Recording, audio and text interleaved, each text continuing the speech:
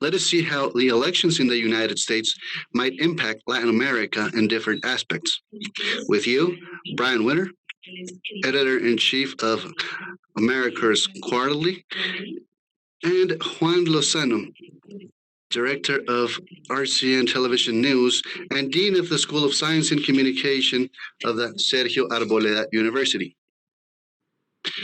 They will be here with the conference, Elections in the United States and Latin America, a very appropriate topic after the agitated meeting that we saw last night in the presidential debate. Thank you, Catrice. It's a pleasure for me to be with you here today in this International Insurance Convention 2020, organized by FASECOLDA. Thank you so much, Dr. Miguel Gomez, and those of you that make possible us being here today with someone that we respect and admire so much, and with whom we share reflections about this critical topic for our future, which is Brian Winter. We will manage this session in the following way, if you will. First, we will have an introduction from Brian talking about Latin America and the U.S., called Four Truths for 2020. And then we have conversation between the two of us. We were saying before being on the air that all this noticeable effort by FASECOLDA to organize this, and Ingrid Vergara and her team achieved something formidable, which is Trump and Biden were on their debate, first debate just a few hours before our talk, Brian. It's a pleasure to have you today, and the floor is yours, sir. Well, thank you so much, Juan, for that introduction, and good afternoon to all of you. It's a great pleasure for me to be here, virtually this time. My mission today is to try and give you a short scenario of what's happening in the Americas and the risk that many countries are facing in the super complicated and rough year, which was 2020. As Juan mentioned, the timing could not be better. I will speak about the elections here in the United States and its possible impacts in Colombia and Latin America. Very surely many of you last night saw the presidential debate, if you can actually call that a debate. I have my doubts in this regard, and we also have time to talk about this. And I've been working with political and economic issues in Latin America for 20 years. I lived 10 years in the region, in Buenos Aires, Mexico City, and Sao Paulo in Brazil as a journalist for Reuters. And that's why you might perceive I have a pretty strange accent. It's not the typical accent of a gringo, but a mix of several influences, perhaps a little Portuñol, half Spanish, half Portuguese, which tells about my personal story as well. Beforehand, you will excuse me for any mistake I make in Spanish. Today I'm speaking very close to New York. I work in the Council of the Americas as political analyst and editor-in-chief for the America's Quarterly magazine. And like Juan said, I decided to focus my presentation today to talk about four truths about the Americas, about the United States and Latin America. The first truth is that this election will not be anything normal. And if that was not clear before last night, now is much clearer at least.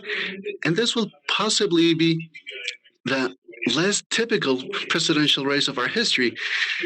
Why? Because if Trump wins, or whether Biden wins for that matter, half of the country will possibly see the next president of the United States as illegitimate, as the product of a great electoral fraud, or as the representation of shortcomings in our system and our democratic institutions. And that is unheard of for us. This is a great, I would say, sad novelty, with nefarious consequences and unforeseen ones that include the possibility of a constitutional crisis, social conflicts, social unrest and disobedience from the federal government as well, and I hope not, but I see it as possible, new outbursts of political violence, which we have already suffered in this country throughout this 2020.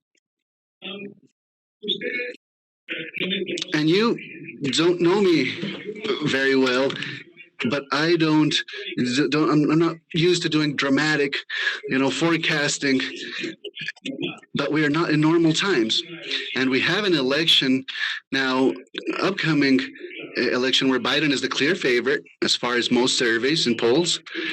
As according to 538, which is a collection of several surveys and has its own statistic model, Biden has probability of winning right now of 78% to become president of the United States. But frankly, I feel a little bit stupid really sharing this with you for two reasons. First, because just these predictions and forecasts and statistics were so wrong in 2006. And secondly, because this is just not a normal presidential race. We have a president in office that is clearly stating, as frankly as he can, that he's not going to respect the result. Well, he's only going to respect it if he wins. So in this case, since July, when he suggested delaying the election, motion that was quickly overrun even by his own country, his own party, I mean. But this idea, he has a great influence between his hardcore fans, and that have followed him in almost every moment of his term, and that account for 30 or 35% of the population, which is no little figure. And he continues repeating variations of this same statement, saying that this election, in case he loses, will be a fraud. That's what he said last night in the debate again, that this electoral process is a fraud and a shameful one. And this has had a clear effect in public opinion, but not just in the Republican side. And this is a point that I'm going to come back to. But the polls right now say that most of North Americans have a little confidence in a reliable result, let's say, or in believing that this will be a reliable result. 55% say that they will probably vote over mail. This is a clear consequence of the pandemic. But 61% say they are concerned about the integrity of voting over mail. So,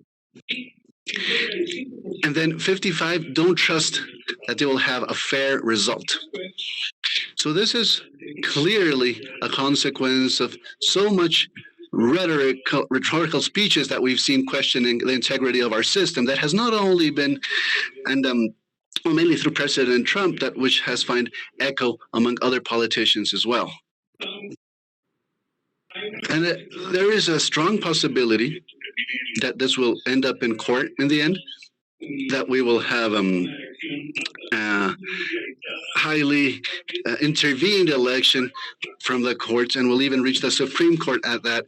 And many say, when I have conversations about this with friends in Latin America or the rest of the world, but you had something similar in the 2000 with Bush and Gore, and that was painful, and that was a little uncomfortable too, but there was a final sentence or decision, and that decision was respected.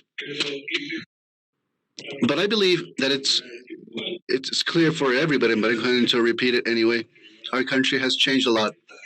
It has deteriorated a lot as far as its democratic quality. We are a much more polarized country now, and it's very hard environment. And imagining any of these candidates yielding, victory to the other side just as quickly as Al Gore did in 2000, where he said few hours after the final decision from the court that he said he would respect that. And you have additional factors in 2020. This is a picture. It's not the army. It's not the police either. It's the so-called militia that now we can find in several large cities of the United States. This is a picture from Louisville, Kentucky, where we had social conflicts and manifestations and protests around July. We've seen political violence take place, and unfortunately, I consider feasible that if Trump loses, and if this result is seen as unfair by his supporters, and if they end up believing that he was robbed out of the Oval Office, and because of the mail voting and other factors, there's a great possibility that these militias might grow in number and that they might take a more violent manner, to call it something, in the months to follow the election. This would be the most violent and volatile phase of a great percentage of the American society right now that would not accept an unfavorable result. But they're not the only ones. We have had in the past weeks, and I'm sure you all saw that Ruth Bader Ginsburg passed away, which had a very an open position in our Supreme Court, and Coney Barrett, which is the chosen replacement by Donald Trump to fill that position. And I'm sure you all know the controversy that this has generated. My point being that if she's confirmed as a Supreme Court justice, we would have a Supreme Court mostly conservative with a majority of 6-3. So as an overwhelming majority that would see by a great portion of the population as an illegitimate Supreme Court. And what do I mean by a great portion is of a left wing parties and people, and many that would say this did not take place in a fair manner because she was designated just a few weeks before the presidential election, where the Republican Party would not do the same in 2010, and especially if Donald Trump wins through the electoral collegiate, which is the most possible probable outcome, because it's almost impossible where the popular vote will be won by Trump, then we would have the third case in 4 presidential terms that a Republican president lost the popular vote but won the presidential one. And that's the narrative in the left-wing party, saying that the electoral collegiate is illegitimate and that it doesn't represent the popular will, which to a certain extent can be true. And all of this leads us once again to saying that a great portion of our country would be looking at a second term of President Trump as illegitimate. And the consequences of this are really unforeseeable. I imagine a part of the population denying to pay taxes, perhaps. And also, as an extreme situation, we could see the growth of separatist movements in several parts of the country. That you must be, grabbing your heads right now and saying the United States is not possible to separate it. But the truth is there has already been a couple of movements, both cases I've just mentioned in previous years. And this cartoon represents, of course, California, leaving in anger and abandoning the Union. And there's no mechanism in our Constitution, really, for a state to leave the Union. And in the end, I don't see it as a probable scenario, but I'm not discarding anything right now.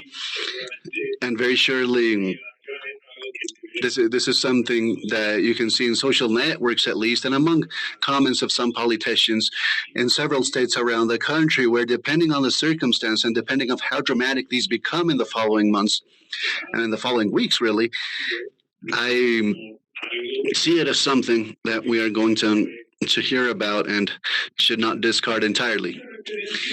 And we don't have many references on how to deal with such a situation in our country. I think there's the possibility we might have very hard election. But now in January, we are with a relatively smooth situation, and that is possible. This is the most benign outcome possible. But from all the scenarios I just described, are things that in our history, at least since last 150 years, we have not had to face and deal with. I actually believe when I work every day with Latin America, it's sometimes the Latin Americans that best understand our current standing. And I'm sure you've met North Americans that believed they were superior in this regard, that would never suffer this type of political dilemma.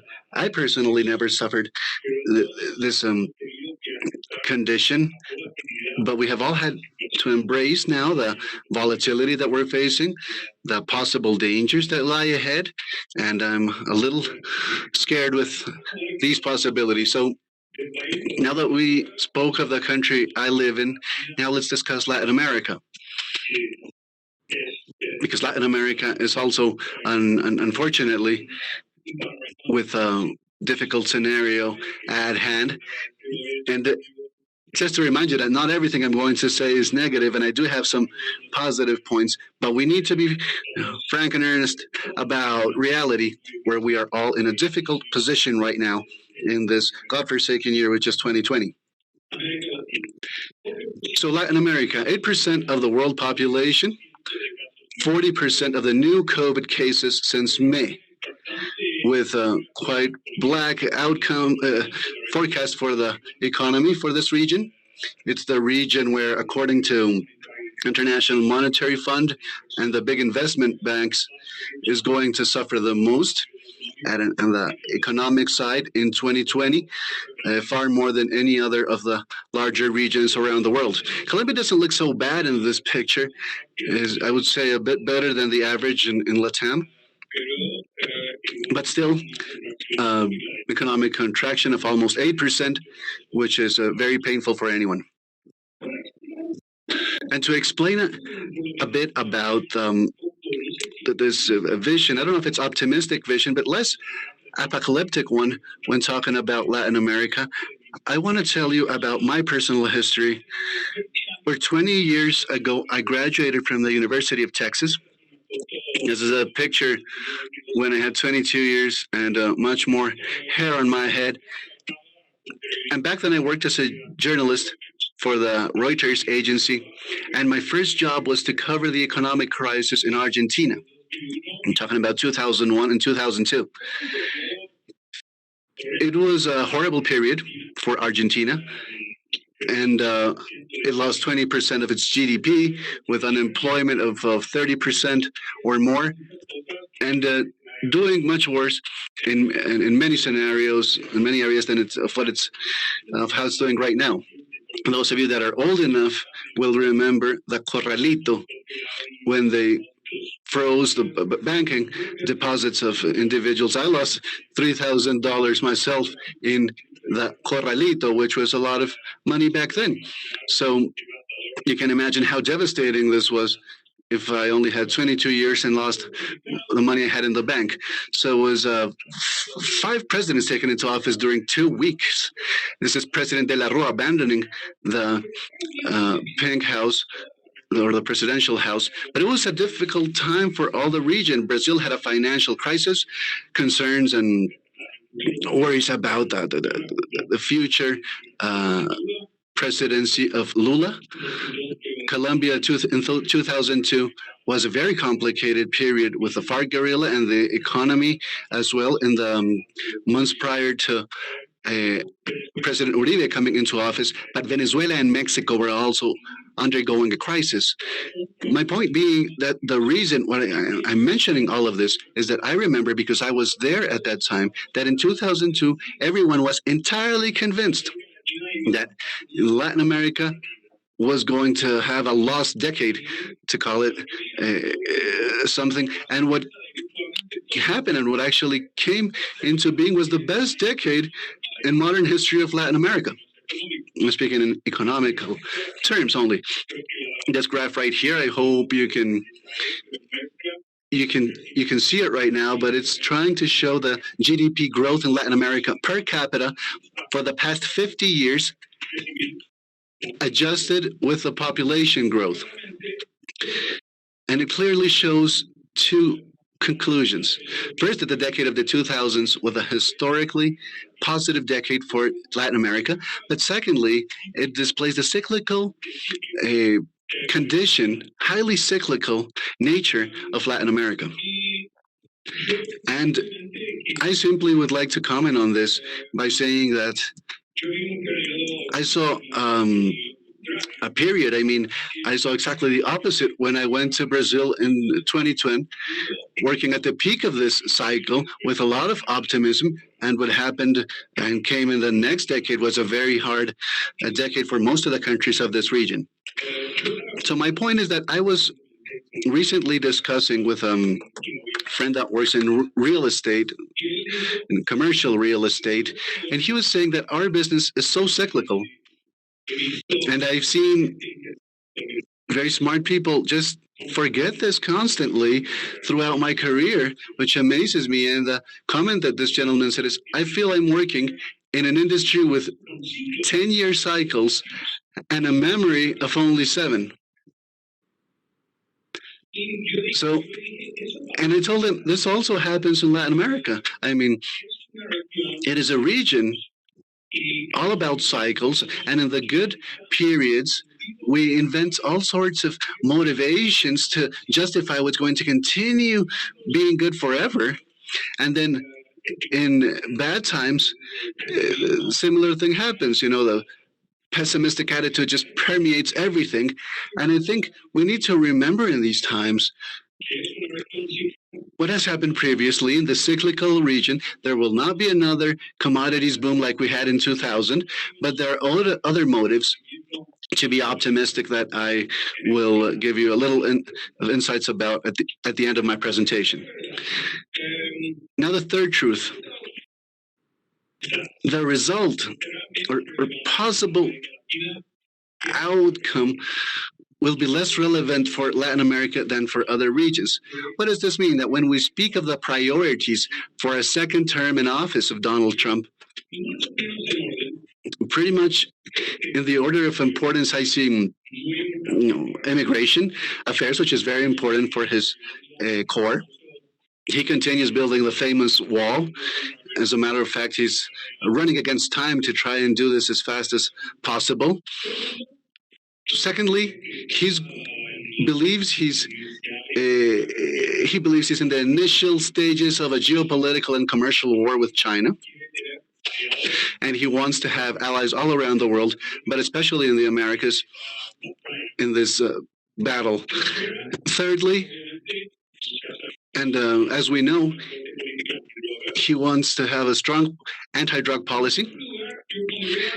And number 4, I put the commercial relationships where he has expressed certain interest, wanting greater integration between economies, and his program America Grows, which I know has raised the eyebrow of President Duque.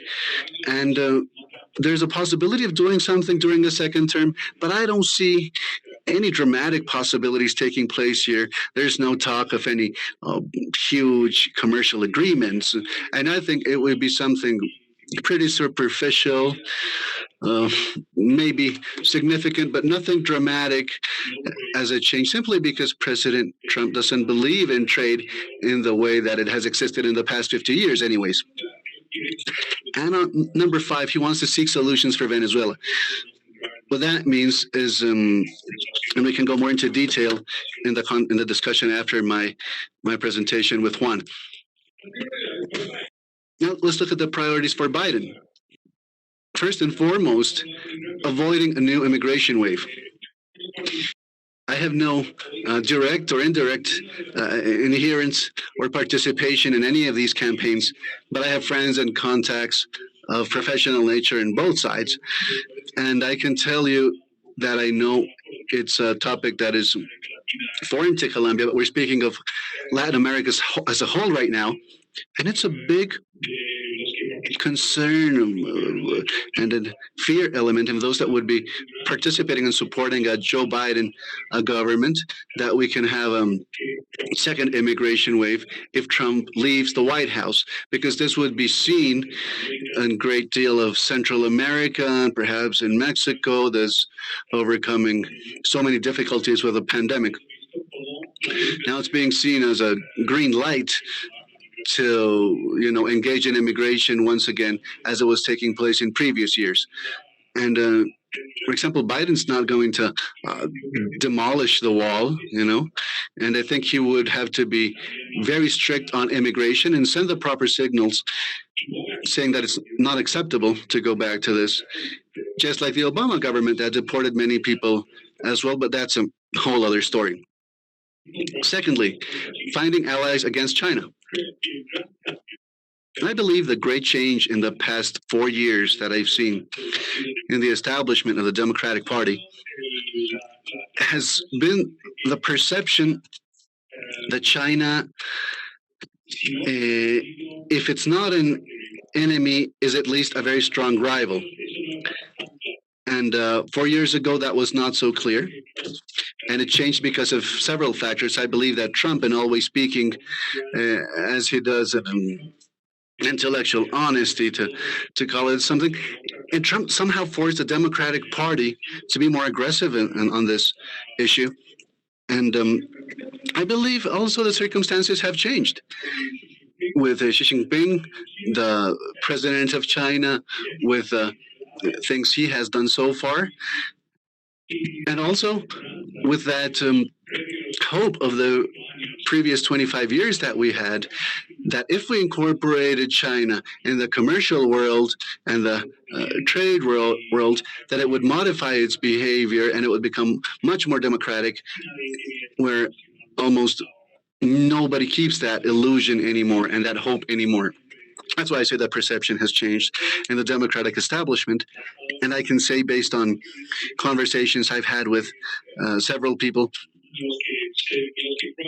that the ones that would come to integrate and be a part of a future Joe Biden, for example, they see Jair Bolsonaro in Brazil as an ally in this fight against China. And this is noticeable because at an ideological level and other things, well, the Biden government would not have much common groundwork with the Bolsonaro government, starting by the policies around the Amazon. But I think they're going to find a common cause, trying to be allies against China. In third place, a strong anti-drug policy and anti-drug policy. And for trying to go deeper into trade relations, almost with the same juncture and combination of factors that I was discussing with Trump, where this would be government, but where Biden isn't even speaking right now of the Trans-Pacific Agreement. Is like a taboo topic that he has rarely mentioned, if ever, and I don't see him really with a great desire of establishing commercial agreements of this nature. And in fifth place, finding solutions for Venezuela, maybe with different tactics and approaches than the Trump government.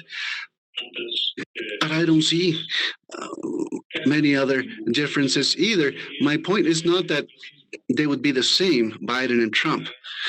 That's not the point I'm trying to make. I think they would be so different in many regards.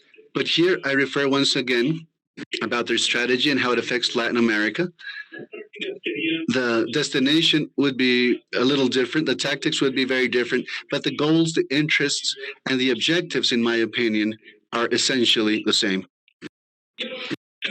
And now, to talk about our forward truth, I think is very clear for you. This will be a decade of challenges for the whole hemisphere.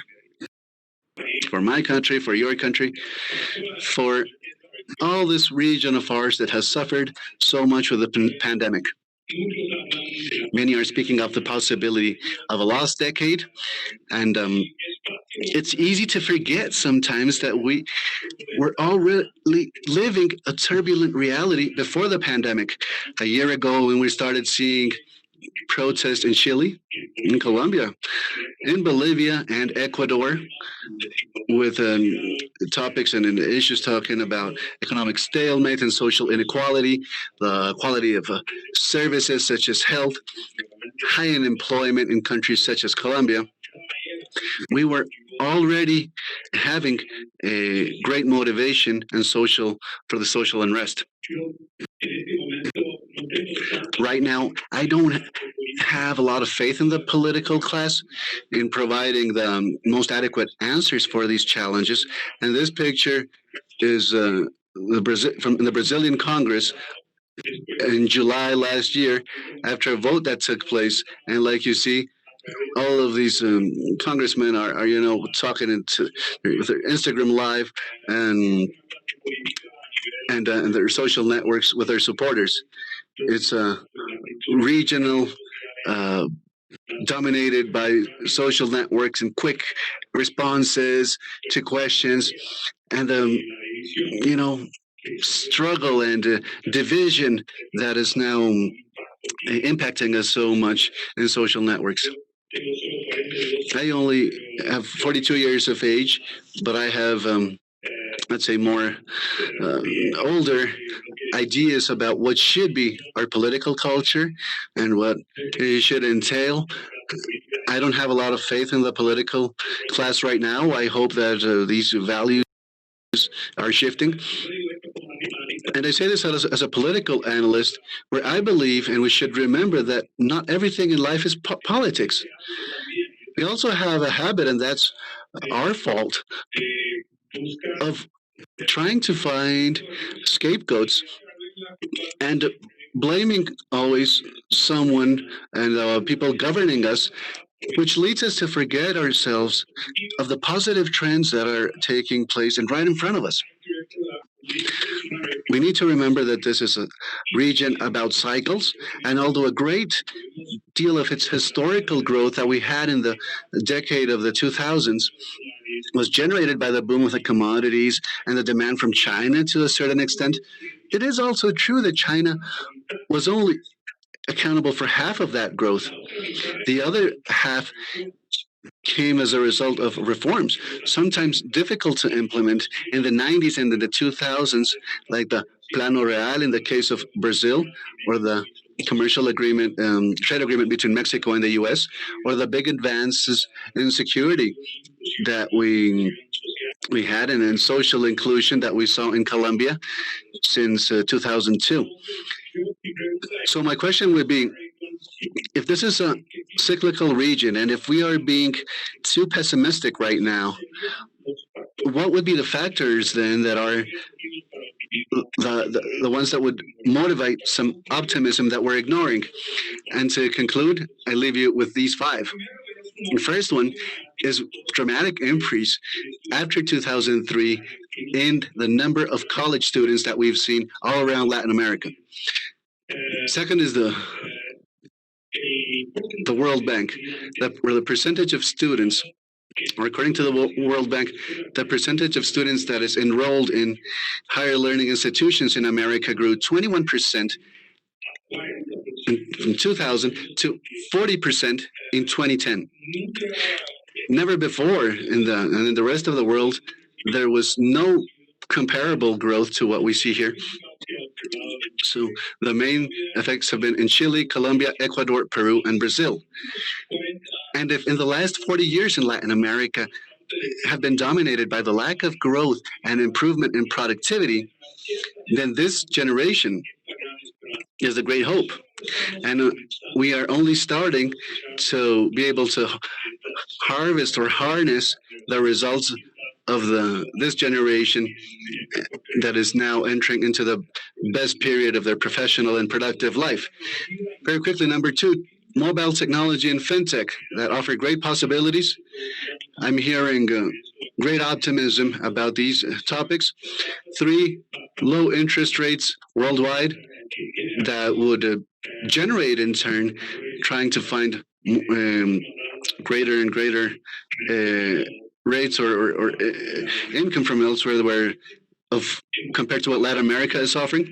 In fourth place, I would put the resilience of democratic institutions that for me has surprised positively always in countries such as Brazil, Mexico, and others. And also, and I believe this is one of the most fundamental ones, I think we are seeing new values in the corporate world come into play. And I'm not speaking just of ethics and but also something much more important in general, where I say that you cannot leave the politics just to the politicians. And I work mostly in my day-to-day with Brazil, and I'm starting to hear for the first time in strong voices and genuine voices about the concern over the Amazon and what's taking place in the Amazon. Also have corporate leaders defending trade with such passion and energy that I did not see before. And I believe, not even believe, I have seen evidence of the compliance and cleaner practices in the private sector taking place after the big scandals of 2010 and onward. It's not a paradise, of course. There's a lot to be done and to be improved. However, I have seen a big difference take place. So if you add all these factors together, the scenario is not just negative. I think there's motive to have hope as well. I have seen many crises just in my 20 years following up and living in Latin America, but I have seen a lot of progress as well. So I don't believe we can forget that, even in the hardest times. So having said that, Juan, I'm in your hands for the discussion or any questions from the audience that is here with us. Thank you so much. Thank you, Brian, for this very interesting presentation that very surely focuses on everything that's at play here in this electoral race and the specifics of this presidential race in the U.S. Like you were mentioning, there are people that are just perplexed after what happened last night in this debate. The great majority of many of the first pages of the newspapers in the U.S. and worldwide, many of them saying that it was perhaps the worst presidential debate in history. Many said debate equals a debacle, emphasizing on what happened with personal attacks, never complying with the rules set forth for this debate and discussion to take place, and the way it should have been held so that the voters had better tools to guide them. And when we look at this from Colombia, Brian, and when I introduce this as a topic for our attendees to comment on, the feeling that we get is that with all this framework that you described so well in the scenario, for our country, some specific elements start appearing and becoming more visible, where in recent days there has been matisse, and a certain color given as far as what would be the techniques to fight the drug war, where the Republican and Democratic proposals are clear that we need to continue the war on drugs, but there are differences in the fumigation, for example, proposals. And thinking of what happened previous week in Florida, where President Trump was there with a recognized militant from the Uribe, ex-President Uribe supporter, that acted as host. The topic of Colombia that was usually not in the, verbal statements of this final portion of the presidential race came into play, and Donald Trump, Juan Manuel Santos, Álvaro Uribe, and Iván Duque, our current president, we're all discussing about this, and we talked about and we saw the relationship of the different things that Obama had said, and then what he effectively did, and what President Trump is proposing. In this perspective, thinking of this scenario, Brian, I wanted to ask you about your vision of what will take place in the next days to come in order to win the vote in Florida. Because when we were going into the information we had at hand, I was looking at the clear quality politics data that I have for Florida, and what we have is an impressive head-to-head, vote to vote. If it's tight in many states, according to the survey, Biden has 47.8%, and Trump has 46.7%. And Florida is a state that comes and goes. So every vote in Florida is determinant now, and Florida, we know, is determinant for the presidential race overall. And the weight of Colombian immigration And Venezuelan immigration now in this voting in Florida, I think is critical. The election, Gore Bush was decided, in a final county, if you remember, in Florida. So I leave you with these ideas in mind and ask you, do you believe that how tight this election is becoming in Florida and the coming into play of the Colombian factor in voters in this context of the presidential race is going to generate some sort of new development, and this could possibly give us a different vision, or portrayal of Colombia to try and win some more votes in the Florida election? That's a very good question, thanks. And in fact, there are several questions. Yes, the participation of Colombia in this election has surprised me. I believe that it has surprised all of us, and it reflects, in a certain way, as you mentioned, the size of that community in Florida, especially, as well as other states, but mainly in Florida. And it could be very well decisive. In practice, it should be, as it has been made clear in the presentation, I don't see much difference in terms of policies between the two candidates with regards to Colombia. But the language is very different itself, and we know that in politics, not everything is rational, and this has to do with logic. That is, there is a strong emotional content here. And when Trump speaks against socialism, as he did in the event against Castro Chavismo and drug terrorism and all those buzzwords, and in certain parts of the region in the past 20 years, well, that creates a strong reaction between the electorate that has been in their balance much more favorable towards Trump. With, at least in the polls, he's doing quite well with a so-called Latino vote in Florida. That is not something that is monolithic, but that is how surveys or polls are done. Now, if it can have an impact regarding the relationship there is with Colombia, well, this depends. Many have accused, or some have accused, certain Colombian politicians of interference in this election. And personally, I would say that there is a difference between interference and of both Colombian and Brazilian politics, as well as many others, giving their opinion about the outcome. Now, this to me is not interference. It's much more similar to what Russia did, for example, in 2016. But the key danger here is that Colombia, who was one of the few bipartisan in the last 22, 23 years, to have it become, or to actually fall in our polarization, and to be seen as a Democratic Party, as a country that took its side before the election or during our election. And well, that could create some difficulties forward for Colombia. Now, I don't see this as something probable or likely, as I said, and as I left it clear. Biden, if he wins, will face a very complicated world in January of 2021. And he's not the type of character who says, well, I reached a word that I don't know here in Spanish, but he has no grudges. He forgives quite easily. At least he's famous for that.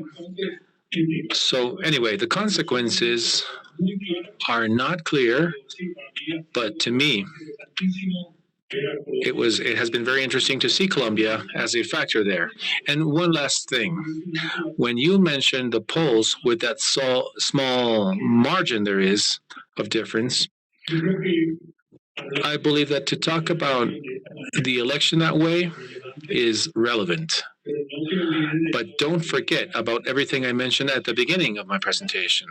There will be, and especially in Florida, no doubt about it, there will be a judicialization of this vote, especially with votes by mail. So the margins that we see in surveys give us an idea of that margin of these elections, but these are not decisive at all.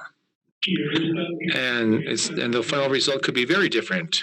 What's more, even if polls are correct. Brian, when a World Cup starts, we all become managers.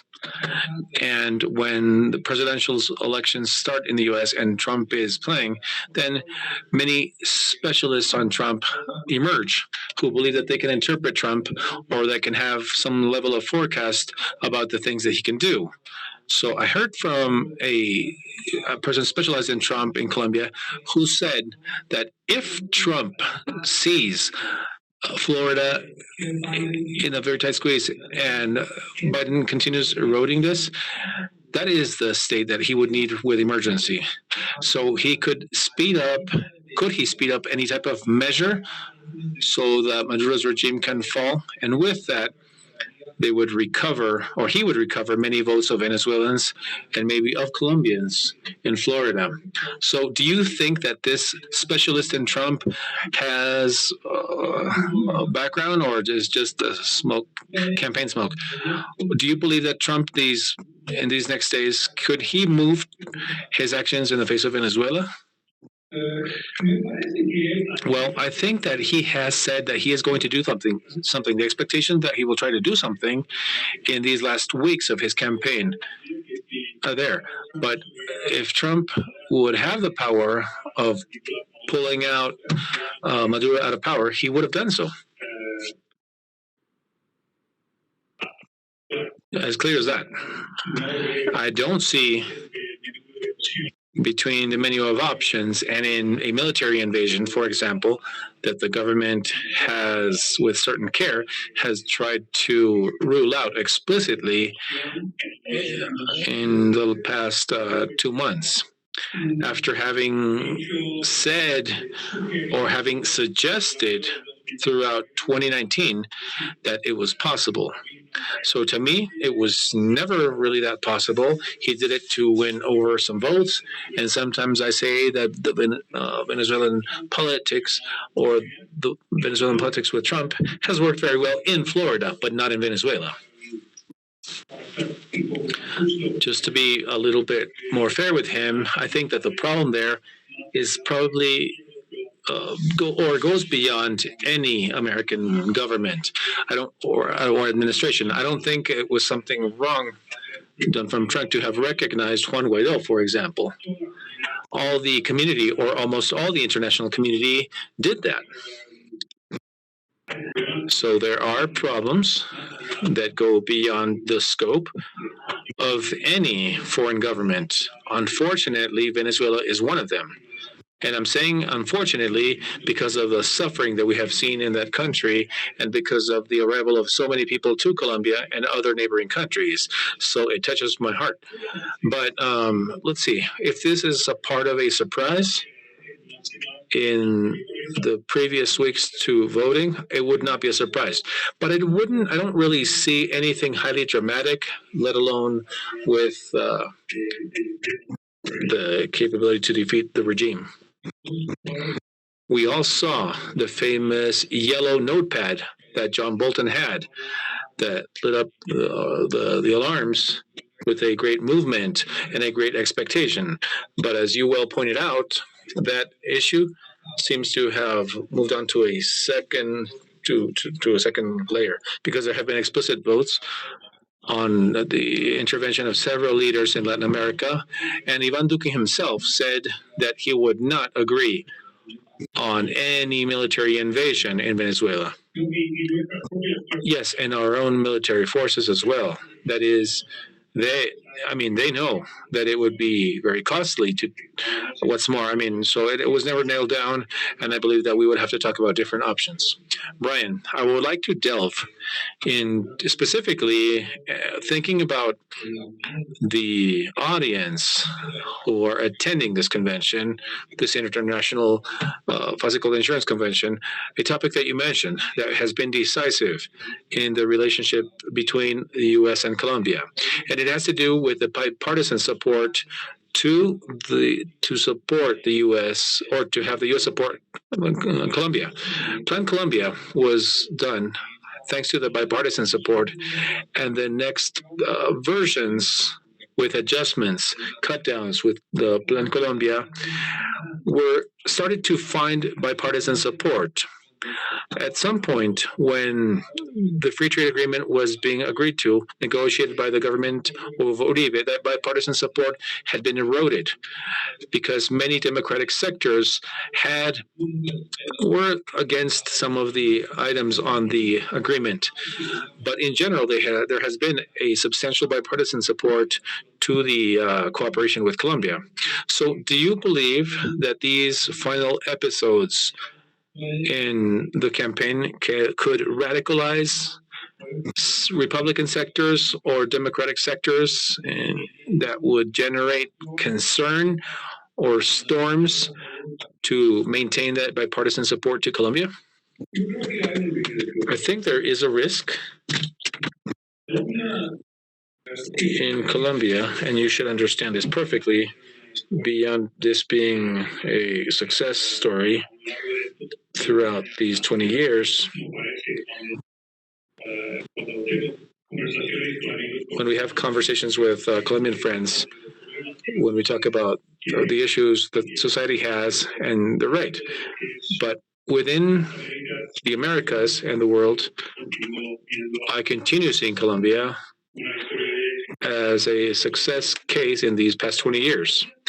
But also, it has been one of the very few successful cases of foreign policy in the U.S. And when I'm saying it's one of the few, it has been clearly recognized by both parties as a success,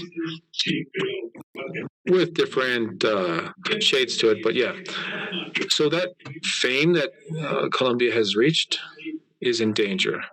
Yes, things got complicated with the complaints from Trump that he made against President Duque last year. So, as I said during the presentation, I believe that it is an existing risk, but it's not apocalyptical, at least not now. In part because, for example, the attitude of President Duque himself has been quite correct in this sense. He has not made a clear statement towards one or the other side. Now, the issue has been that there have been some leaders of his administration and his party who, well, are protesting in favor of Trump. And I'm saying in all boldness that within the group that would deliver a future government to Biden and other circles of the Democratic Party in Washington, well, they are listening. I don't see this with a vindicative position to be assumed, but this kind of depends on the progress and what we will see in the next or upcoming weeks. Yes, well, this had a background or a history in the government or administration of President Santos, where there was a close relationship with the Obama administration. In fact, in terms of internal policy, President Santos, his friends, and his allies, well, it's much more profitable for them to be partners of Obama than to be friends or allies of Trump. In Colombia, Obama has a favorability that is high, much higher than that of Trump. But in that campaign, an official voice was filtered in that sent a message of sympathy and closeness to Hillary Clinton. So did that have any type of effect And this is what you were telling us, that this could have an effect if if the Democrats recover the power, and some people close to the Duke administration, if they send pro-Trump messages. Well, yes, all of that is true. And once again, I believe, as I have already mentioned, that Biden is going to be president. If he wins, he will assume the presidency. Maybe in January, he will take office with a polarized country, a world in flames, a pandemic that has been unfinished, and difficulties with China, with a strong agenda with the environment and many other things. So he will need allies.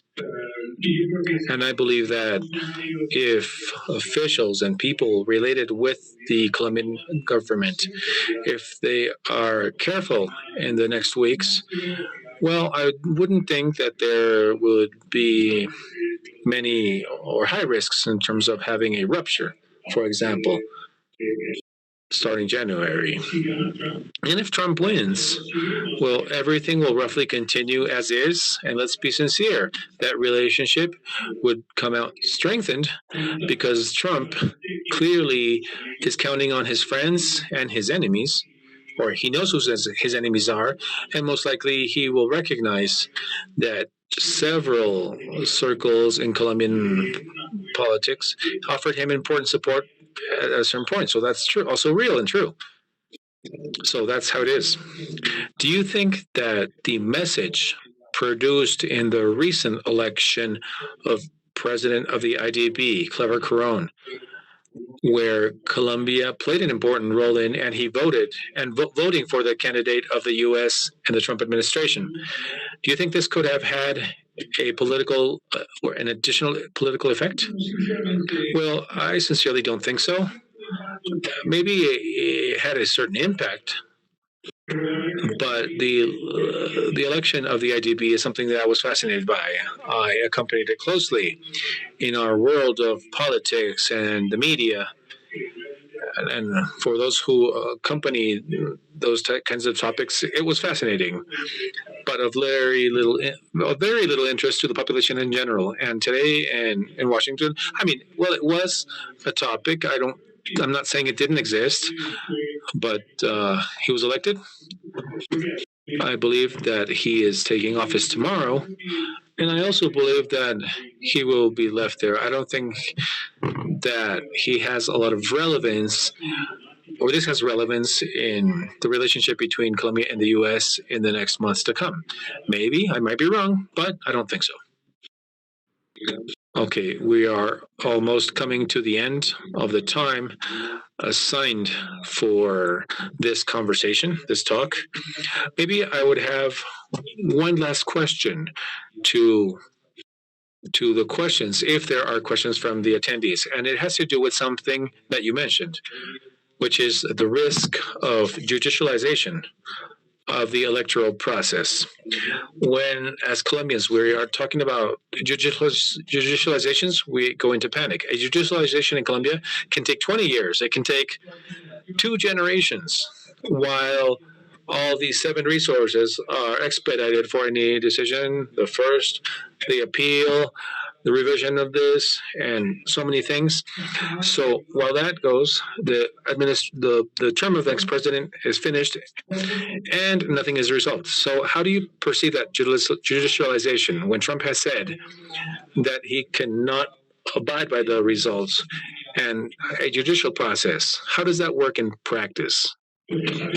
Well, we don't know, because we have no previous experience with that. And that is explained in part because it will not be an election that is normal.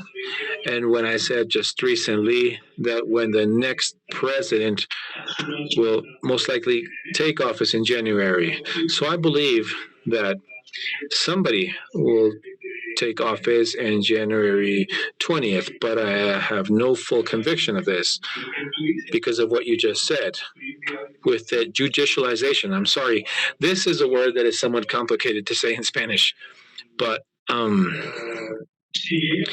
If it reaches the Supreme Court, well, nothing will guarantee, for example, that if the Supreme Court makes a decision and rules and has a ruling on this, nobody can ensure that any of the sides will respect this decision. I know this sounds like something crazy for an audience outside my country, and I can assure you that within my country, we will have to contemplate those possibilities.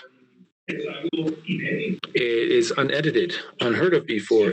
But if you are not thinking about that, it's because you're not listening to what is being said. Because, first of all, President Trump has clearly said with all the words and by way of tweets and speeches.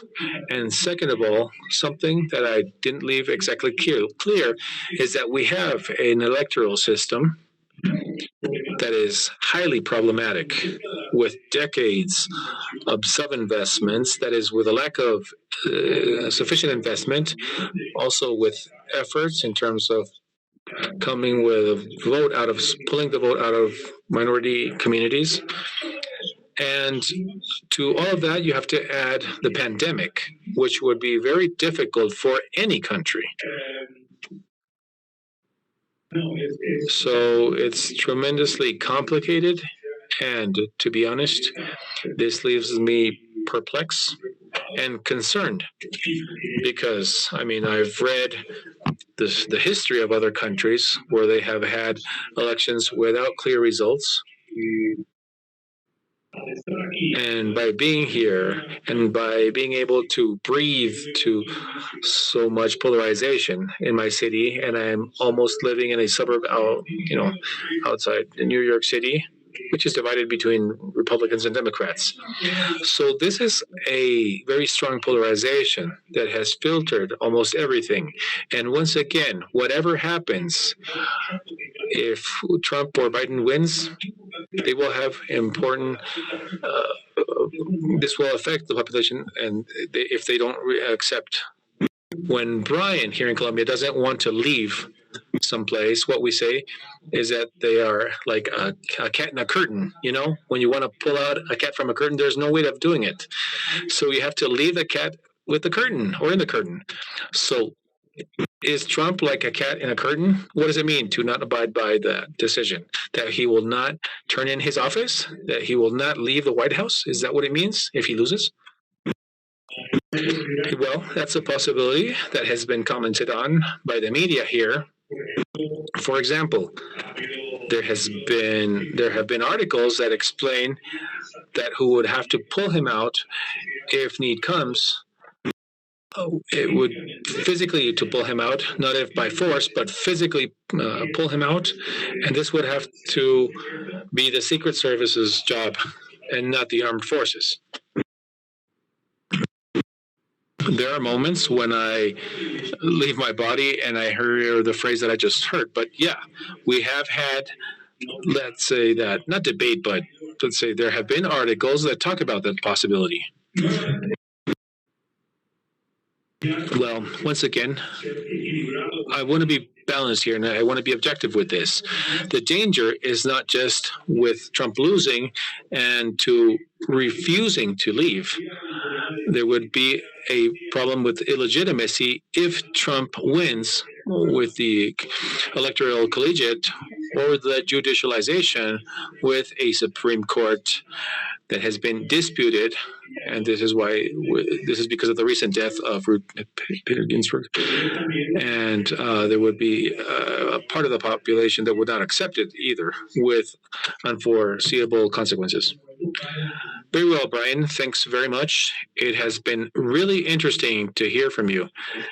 So, Catrice, we will now give floor to questions from the participants, if there are any, to wrap up this block. Yes, Juan. The presidential debate in the United States has impacted the entire world, and Colombia is no exception to this. So I would like to transfer this to you so you can talk with Brian about the questions that we have received. Ele Munoz asks, who won the debate last night and which was the most difficult moment of this. And says what is asked. Given that Biden's formula is a woman, the female vote, would it mark a significant difference in these elections? Brian, you heard. Who won? I think that last night, nobody won. My wife is part of a group that follows political matters or issues and topics here in our city. They carried out a survey, and according to that survey, the one who won last night was vodka, because everybody ended up drinking to be able to bear this debate. So, well, no, it wasn't just a depressing moment for who has a democratic soul. And when I'm saying democratic, I'm saying this with not with the party, but with democracy, the sense of democracy itself. This was a night that was extremely difficult, but because it left behind a clear deterioration of democracy all throughout these years. And as you well mentioned, Juan, the repercussions in the media all around the world. Well, I spend my day-to-day usually with Latin America, just reading dailies in Latin America and having conversations with friends in your region. And I know the damage we suffered last night. I know the damage suffered last night. Now, I'm sorry, the second question was regarding what?